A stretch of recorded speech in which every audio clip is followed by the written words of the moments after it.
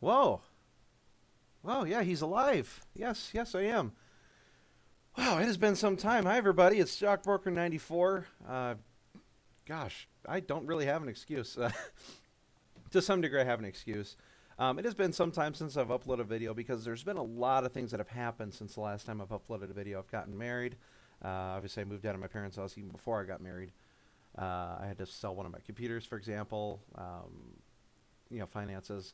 I've also become a Ford salesman between the last time and now that I had a video up. And I don't know if I'm going to continue to be a Ford salesman for much longer. Less to do with the brand, less to do with the difficulty of the job because it's really not a difficult job. Uh, Problem is, and if you know anything about sales jobs, you might perhaps agree with me. Uh, Commission-based jobs are difficult as far as your ability to earn money. I can come in for only 30 hours a week, or I can be only scheduled for 30 hours a week. And if my base pay is $2,000, let's say that's an easy number to work with. If my base pay every month was $2,000, I get that regardless of how many hours I work. So if I get scheduled for 30 hours, I still get paid, every week. I have $500, which is yeah, 2,000 divided by four, five, four. Yeah, gosh, $500. So if I came in and worked 40, 50, 60 hours a week, I wouldn't get paid anymore. I might get some more sales because I've gotten more opportunities, more hours to get sales, but it's not necessarily guaranteed. And then you factor in some vehicles are worth more percentage of the gross. So, for instance, some dealerships throw in three, four, $5,000 worth of gross on the car. That is how much they're going to make on the car. My dealerships are very good at not actually having a ton on there because my dealership typically makes more money based on selling a lot of cars every month than they do per car, which is good because when I tell somebody, hey, we're giving you the best amount of money for this car that we can, I'm not lying to them. I've seen the invoices, the amount of money the dealership makes. And of course, I make a quarter of that, so I know how much the dealership makes because I know I'm getting a 25% cut of it. I'm not lying to the customer, but as a result, I do have to sell a lot of cars. So my best month so far, I sold 6 cars, and there was actually a bit of commission in those. So all said and done, around that month, I had made 2,000 and I think $2,400 just about. And then the next month, I sold technically 7, and even if I'd gotten full sale credit for each of those cars, I still made only about $1,700 that month. And so it's such a wild variance of income. Luckily, my base pay was still uh, a little bit above that $1,700, but still not a lot right now. My wife does have a job, and it's just not quite doing exactly as much as we'd prefer.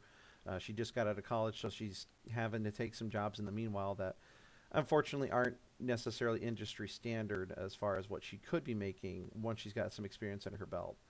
Um, but we're making it. I'm actually probably going to talk to my boss here very soon about going back to my old detail position and getting a second part-time job somewhere else just to make that money because yeah, I don't get a lot of time at home right now, but I'm also it's more important right now that I'm just making some money because my wife's also not home very often anyway. So we spend enough time together, even with both of us working full time. And as soon as we've got her car paid down, as soon as we got my car paid down, as soon as we got our student loans taken care of, or at least much more under control, we can then kind of free up our work schedules a little bit. But until then, I'm afraid hard work, hard work, hard work, and there's nothing wrong with that. And I enjoy detailing. It's kind of fun making cars look nice. Um, Enough about the personal life. Let's go ahead and get into some War Thunder. So I've been off of War Thunder here for a little bit, and I've been favoring these custom battles just because there's no risk to your, I don't spend Silver Lions just repairing my tank after I get killed in a battle, in a custom battle. And I've been favoring this 100v100 battle. It's kind of fun, and it is supposed to be fun. But guys like this, I don't look forward to playing them. Um, there's a lot of people who don't see anything wrong with spawn camping, and maybe you're one of them. I personally don't like it because I know I don't like getting killed in my spawn before I have a chance to counter whatever you're doing to me. But the worst part is I've had to move up to a 7.0 battle rating tank instead of an old 5.7 Whiskey Jumbo, which used to be my preferred tank, because so many people are using top tiers in this battle. And I mean, if you ask me, the game's supposed to be about fun. And it seems to be a lot less about fun than it used to be. Now everyone's just spamming these top tier tanks, trying to get as many kills as they can, which again to a degree is the point of the game. You know, my team's supposed to get 100 kills, but you get people that soak up 30 kills, 20 kills on their own, and it's a lot less about teamwork and more about self-adulation. At least that's what it would appear to be for me. But nonetheless, it's still about having fun. It's a custom battle. Let's just try to have some fun. I do prefer this side somewhat, again, just depending on the battle here. I will apologize. The game footage is probably going to be a little choppy. My current computer is running an RX 580 with an 8-core Ryzen processor, and despite all that power, which could be more, but despite all that power, the game footage, I've had to cut it down to 30 FPS. Actually, I spent most of the day yesterday recording footage that just was completely unusable, and even only after cutting down to 720p resolution, or very close to that, that I actually stopped getting very choppy recordings. I've had to lower the recording FPS to about 30, which is something I really didn't want to do, but I have to do nonetheless.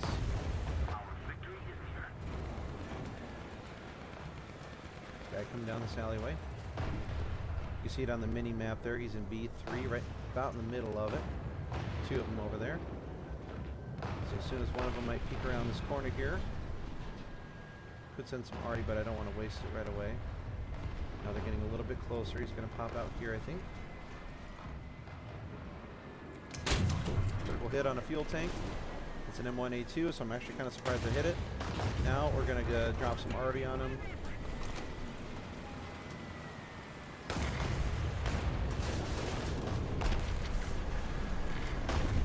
Make sure nobody comes down the alleyway. And now, since we got a Leclerc in there, I'm going to hop in. Radiator, that should have done a heck of a lot more damage than that. Yeah, he just shot, but that means because he just shot. Okay, T95E1, that's actually the thing I'm researching right now.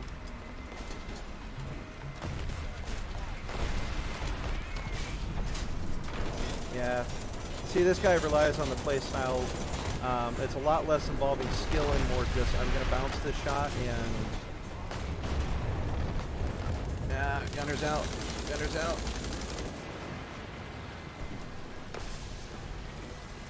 My gunner's dead. I can't move. I can't shoot. I have a shell loaded. I could actually pull the trigger, but the trigger doesn't actually get pulled, which is kind of annoying. Okay, so somebody just took out that T-80 Bravo. T-80 Bravo, in case you're not familiar with the game, is a very potent tank from Russia. A lot of people favor that because they're very hard to kill. Until a couple of updates ago, though, I could actually kill them frontally along a lot of the Abrams tanks. But, you know, the Abrams tanks I could still kill frontally. Some of the German, you know, the German Leo 2A5, I can still take out frontally. But those Russian tanks, I mean, good luck even damaging the turret ring like you used to be able to. I mean, you've heard the term, if you're familiar with War Thunder, you've heard the term Russian bias, and I personally believe there's a reason why you're familiar with that term, and I think it's because there is a lot of bias built into those machines. I don't think it's any coincidence that these are much harder to penetrate the front of than any American tanks I'm familiar with. Yeah. See, that guy actually, I don't even think his turret was actually facing towards me when he shot me, but it is what it is. It doesn't help I have the reflexes of a roadkill on a good day. Drop some arty on him.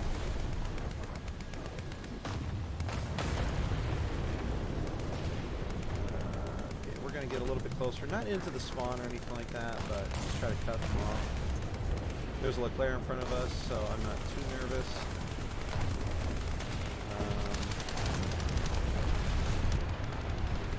Thank you, Bush. Thank you for continuing to watch my vision.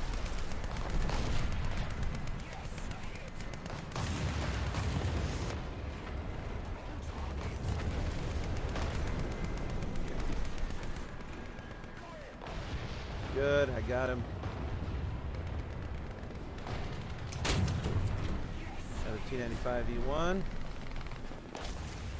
Yes, I thought their armor was a little better than that. I'm kind of disappointed to know that this tank can take them out in one go. Which, if you do it right, most tanks in this game can take out other tanks in this game with just one shot. But I'm actually currently, the thing why I'm disappointed is that T95E1 is the one I'm currently researching at 8.0. and it's got the APFS DS round, or armor piercing fin stabilized discarding sable round. And everyone says it's the best round in the game, so I've been grinding for that one, even though there's an M60A1 AOS that I can get that's got a 400mm heat FS round, like what I've gotten here, but 95 more mils a pen. And that would certainly do a lot against something like you know, T80U or T80 Bravo, or even a T64 Bravo, T64 Alpha. You know, those tanks. You never see the Alphas anymore. You see the Bravos, and you definitely see the T80 Bravos and the T80 Utahs, but you don't see the T80 Alphas anymore. You just never see people using those. And quite frankly, I'm not sure why, because those are still good tanks in their own right. Make sure my heat shells don't explode against any of these. It's just a good position if you're like me, and like I said, you got the reflexes of roadkill, so you have to rely on camping a little bit. Zombie Hoggers and T80 Bravo. Now, last game I tried to record Zombie Hogger and the T80 Bravo there, you can see in the blue, was in an IS-7. And gosh, that was a lot of bias. That was a lot of bias. It took me 3 shots to take him out. 182's trying to sneak in a little bit and trying to get the edge on me. Until I see his gunners taken out, though, see, he's going to keep shooting machine guns, so he knows that so I know that he knows I'm here. Oh, did get a critical hit, but it didn't say what.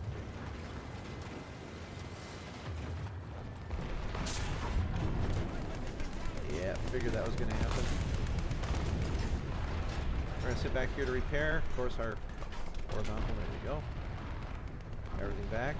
And I hate it when it just says critical hit and it doesn't tell you what's been taken out. Like, you know, is it gunner, commander? Because if it's his commander, it doesn't matter. He's still going to be able to shoot you. So I really wish it would say. Yeah, because we're a glutton for punishment, we're going to try to sneak a shot out of him.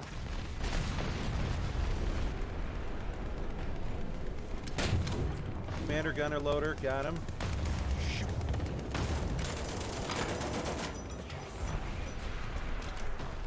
Target destroyed. Oh, that's an M1A2. I didn't realize that. Got him. Driver fuel tank. I don't think he can shoot me from here. No, he would maybe barely miss if that.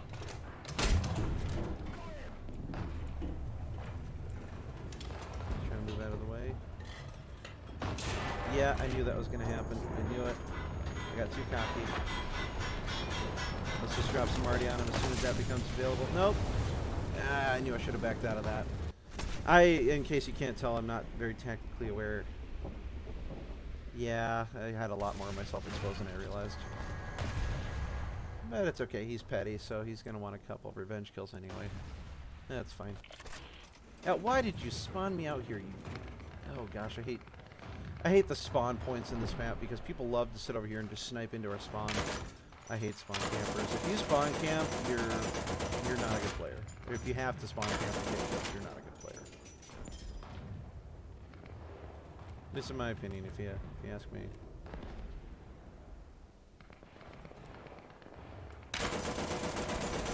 I'm just gonna... Yeah. And it gives credit to him. This guy is actually very vindictive if you ask him why. The guy was on my team and I asked him why one time, why he played the way he did and with the tanks that he did, and he followed me around for literally a half hour shooting smoke rounds at me and into the spawn guys. Really, they're aiming right into the spawn guys. It's just low. If you want to prove to me you're not a good player, you do that, because there's no skill in shooting somebody who literally has no choice but to just run basically into the direct line of fire more than they already are, and it's very low. Not a highly skilled way to play by any stretch of the imagination. That's what people do. I like people who bring in these T44-100s because it's about the same battle rating as this, but they're very hard to take down. And it really provides a good challenge, at least a realistic challenge. That's what you should expect, and I like that. Don't get me wrong, I don't want everyone to spawn in lower battle rating tanks just so I can, bring in my tank that's not a lower battle rating tank. I want people to spawn in whatever they want, but I definitely prefer them to be competitive in the battle rating. I would definitely like that a lot more. This is actually just a really good spot to sit because a lot of people love coming out of there and trying to kill you. No, but the thing is, you do have to aim very carefully if you're going to sit here because, like you saw, if you don't kill them outright, they can still kill you, especially if you're dumb like me and you just kind of sit there with yourself exposed. He still had one track left, so he's still able to pivot. And if you can pivot, you still got a chance, you know? Alrighty. So that round, I only got 3 kills, died 3 times. Whether or not all 3 of those deaths were deserved, because if you J out, or in this case, this guy manages to shoot you just as the smoke is clearing, and technically hits you before you J out, it's going to give credit to a kill. If you J out, or rather hold J, and you jump out of your tank, I don't think that should be counted as a death, but nonetheless it is. And, you know, Gaijin is not a... I like the game, but I think they need to hire some more competent developers, as well as moderators on the forums, because some of those moderators are a bit full of themselves. Yeah, that was kind of fun. I might next time play some arcade battles. It's just I'm very rusty, so I've actually been playing so many more custom battles to maybe get back into the swing of things. It doesn't get much better than what you just saw, but that is a little bit rustier than what I normally would be, even having played the whole day yesterday. Hand-eye coordination is definitely not amazing. I do want to play some other games. I do have Dishonored on my desktop, or on my computer. Gosh, what do I call it, desktop? I have Dishonored. I have a couple of other games. I do have some Minecraft, but you know, everyone and their mom has done Minecraft playthroughs, so you know, whether or not that's gonna be worth doing is a different question. I do want to play some other games. I would like to get other footage uploaded. I do want to do some vlogging. I have a nice enough phone I can do that now. But for now, let's just we'll just do some War Thunder playthrough and kind of call it good. If you're new to the channel and you like what you see or have any recommendations, please leave those down in the comments. If you have any comments, leave those down there as well. I'd love to hear any recommendations, suggestions you guys have. And you guys want to play with me, I have a Discord. We can link up on there, do some squad battles. I might bring in a friend of mine, Ruski Furry. This guy's a phenomenal player. He's only at level 48. He's got himself a T80 Bravo. And he's real, too. I mean, he's got a better kill-to-death ratio than most of my tanks. He's the real deal. He doesn't just buy tanks. He earns them. So he's a very good player. I might have him on sometime if he's open to that idea. But if you're new to the channel, you like what you see, subscribe, become a stalker today, and I'll see you in the next video. Bye.